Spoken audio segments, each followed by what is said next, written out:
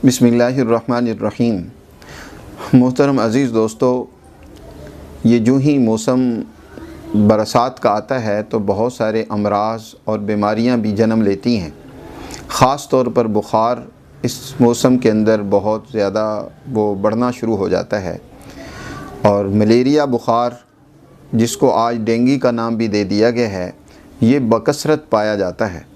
क्योंकि ये मलेरिया बुखार भी एक मच्छर के काटने से वजूद में आता है, जैसे कि डेंगू वो भी मच्छर के काटने से वजूद में आता है।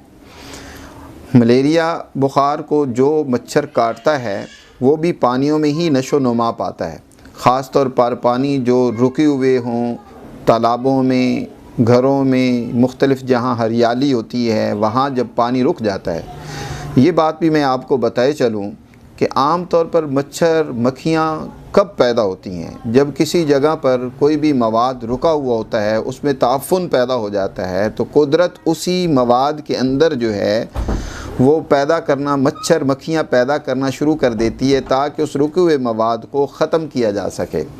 और इस तरीक़े से जो है वो ज़हर दुनिया के अंदर, ताफ़ुन दुनिया के अंदर जो मौजूद होता है, ये मक्खी मच्छर उसको खाकर ख़त्म कर देता है।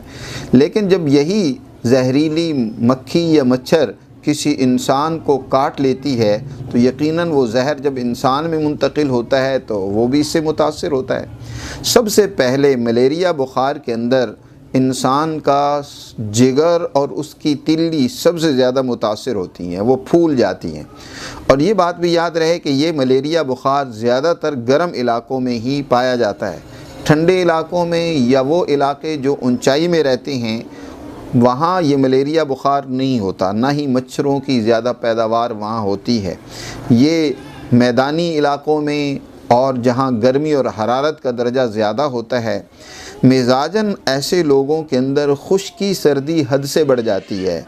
और ये भी बात याद रहे कि ऐसे लोग ही ज़्यादा इससे मुतासिर होते हैं जिनके जिस्म में भी पहले से मवाद रुका हुआ हो, उसमें जब ताफ़ुन पैदा हो जाता है तो उससे भी ये बुखार हो जाता है।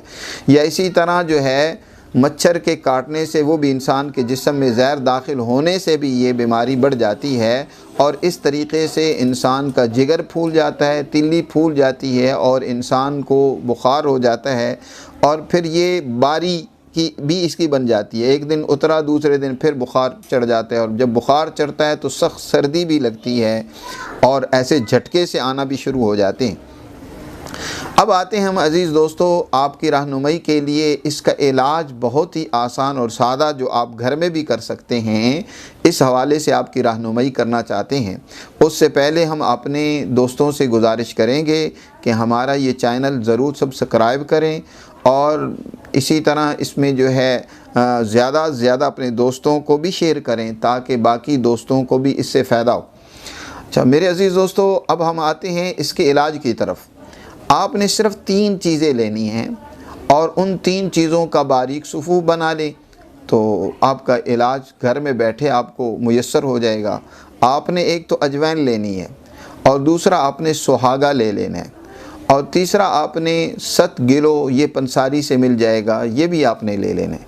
और ये तीनों चीज़ें बराबर वज़न में लेकर इनको बारीक सफ़ूफ इनका बना लें और फुल साइज़ का कैप्सूल भरकर आप सुबह, दोपहर, शाम इस्तेमाल करें गर्म पानी के साथ। तो इंशाअल्लाह चंद दिन के इस्तेमाल से आपकी ये बुखार की तकलीफ़ दूर हो जाएगी और आप सेहतमंद हो जाएंगे।